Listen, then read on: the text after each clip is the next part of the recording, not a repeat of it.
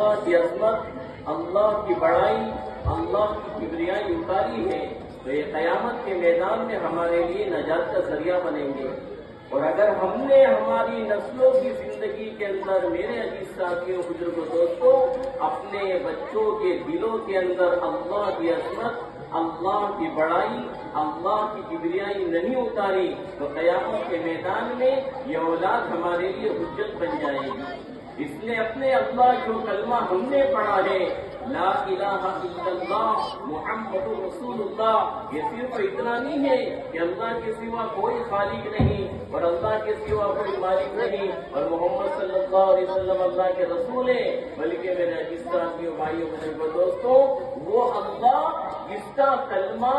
اس امت کے مردوں نے، اس امت کی عورتوں نے، اس امت کے بوڑھوں نے، اس امت کے بچوں نے جس اللہ کو اللہ مانا ہے اور ہم نے اس اللہ کو اللہ مانا ہے، وہ اللہ طاقت کے ساتھ ہے، وہ اللہ قدرت کے ساتھ ہے، وہ اللہ عظمت کے ساتھ ہے، واللہ خبیر بما تعملون، وہ اللہ ہر چیز سے باخبر ہے، انہ علیم بذات الصدور، تمہارے دلوں کے اندر جو بات اڑتی ہے اللہ اس سے باخبر ہے، وہ اللہ ایسا اللہ ہے، لا تأخذہ سنۃ ولا نوم، نہ اس اللہ کو اونگ آئے، نہ اس اللہ کو اونگ آئے، وہ اللہ اللہ ہے، وہ اللہ اللہ ہے جو جوش سے پاک، نیند سے پاک، اونگ سے پاک، نہ وہ اللہ سوتا ہے، قل هو اللہ احد اللہ الصمد لم یلد ولم یولد ولم یکن له کفوا احد، وہ اللہ اللہ ہے، اللہ الصمد، اللہ بے نیاز ہے، نہ اللہ کی کوئی اولاد ہے، نہ آگے ہے، نہ پیچھے ہے، نہ دائیں ہے، نہ بائیں ہے، نہ اوپر ہے، نہ نیچے ہے، واللہ علی کل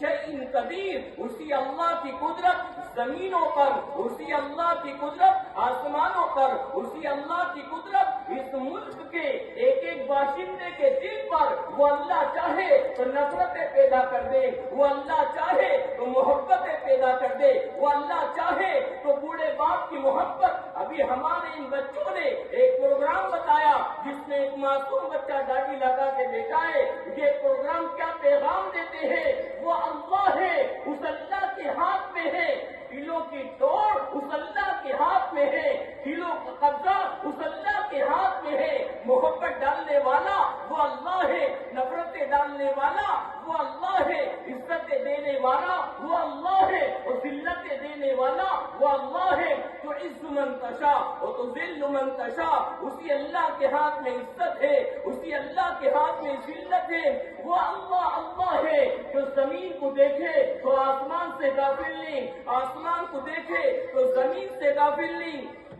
ذرے کو دیکھے تو پہاڑ سے غافل نہیں، پہاڑ کو دیکھے تو قطرے سے غافل نہیں، اور قطرے کو دیکھے تو سمندر سے غافل نہیں، اور سمندر کو دیکھے تو شمال، مشرق، مغرب، جنوب کسی سے غافل نہیں، رات کے اندھیرے میں وہ اللہ دیکھنے والا ہے، دن کے اجالے میں وہ اللہ دیکھنے والا ہے، تنہائیوں میں وہ اللہ دیکھنے والا ہے، مجمع میں وہ اللہ دیکھنے والا ہے، رات کے اندھیرے میں بند کمرے میں مجھے کوئی نہیں دیکھتا، میرا موبائل میرے ہاتھ میں ہے، میرا اللہ مجھے دیکھ رہا ہے۔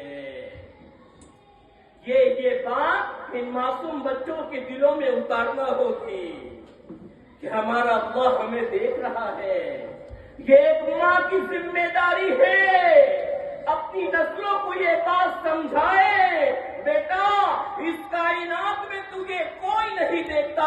اگر تو کوئی گناہ کرتی ہے، اگر تو بیٹا کوئی گناہ کرتا ہے، تجھے ظاہر یہ نظر آتا ہے مجھے کوئی نہیں دیکھ رہا ہے، لیکن تیرا اللہ کہتا ہے میں تجھے دیکھ رہا ہوں، کہ میری بیٹی، کہ میرے بیٹے اپنے آپ کو اللہ کے خوف سے بچا لینا۔ حدیث کی کتابوں میں ہے جیسے سردی کے ایام میں بھیڑ کا بچہ کانپتا ہے،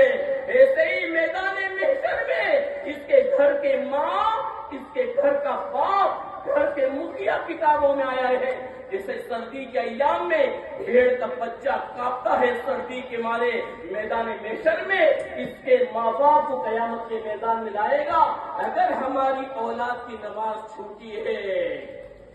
اگر ہماری اولاد نے قرآن کی تلاوت چھوڑی ہے، اگر ہماری اولاد نے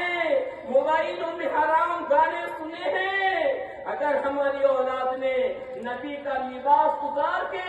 یہودی کا لباس چڑھایا ہے، تو یاد رکھیں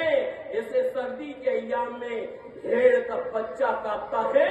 اس کے ماں باپ قیامت کے میدان میں ان کے دونوں ہاتھ ان کی پشتوں کے پیچھے ہوں گے، میدان محشر میں کاپتے ہوئے تھراتے ہوئے۔ ہاں میرا اور آپ کا کیا گمان ہے، قیامت نہیں آئے گی؟ دن میں 5 دفعہ کہتے ہیں مالک یوم الدین، مالک یوم الدین، روز جزا کا دن آئے گا،